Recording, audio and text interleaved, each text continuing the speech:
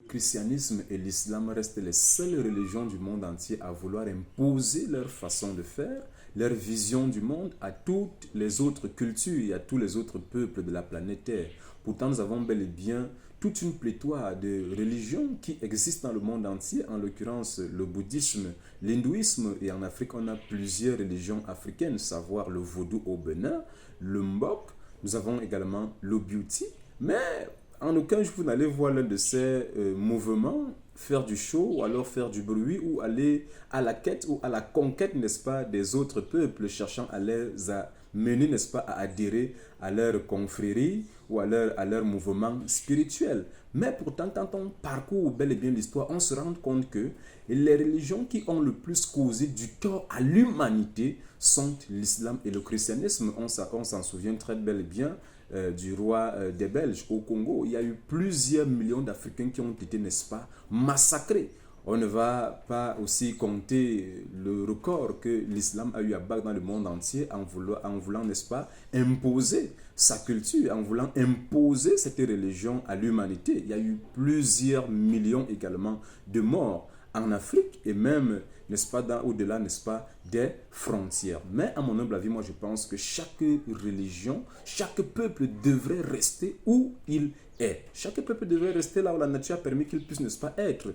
Par exemple, vous allez remarquer qu'il y a des plantes qui peuvent pousser ici en Afrique, mais au-delà de l'Afrique, ces plantes ne peuvent plus pousser à cause de l'effet de quoi? Du climat. Il y a également des animaux qu'on retrouve en Afrique, mais qu'on ne retrouve pas en Occident. Ça, c'est la nature qui a bien voulu que ces choses puissent être comme ça. Donc, aucun peuple n'a, n'est-ce pas, le droit d'imposer sa façon de faire ou sa vision à un autre peuple parce que aucune culture n'est supérieure à l'autre, aucune tradition n'est supérieure à l'autre.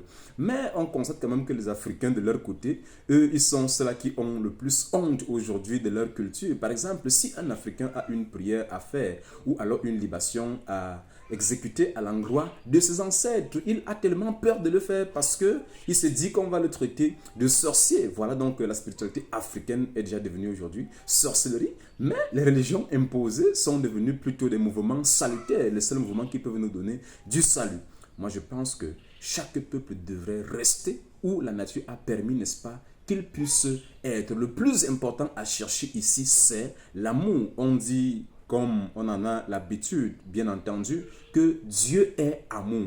Donc ça voudrait dire que quiconque a l'amour à Dieu, la seule chose qui est demandée à tous ces mouvements, à toutes les cultures, c'est d'avoir l'amour, l'amour du prochain. Quand tu as cet amour-là en toi, automatiquement tu as Dieu. Pas besoin d'appartenir à un mouvement spirituel quelconque, pas besoin d'appartenir à une religion quelconque, pas besoin d'appartenir à une secte quelconque pour avoir Dieu en toi. Il faut simplement chercher l'amour, chercher à avoir l'amour, n'est-ce pas, en soi. Donc, toi qui es africain, à partir de maintenant, il faut cesser d'avoir honte de ta culture et assume bel et bien ta culture, car c'est ce que tu es. Si on t'impose notre culture aujourd'hui, cela est semblable à un poisson qu'on retire de l'eau et puis on l'amène vivre à la surface de la terre. Il suffira simplement de quelques minutes, ce poisson-là va mourir après quelques secondes parce qu'il n'a pas été fait pour vivre, n'est-ce pas, sur la terre. Donc, toi également, africain, tu as été conçu, tu as été fait par Dieu pour vivre dans un système de spiritualité. Alors, si tu sors de ce mouvement-là pour aller entrer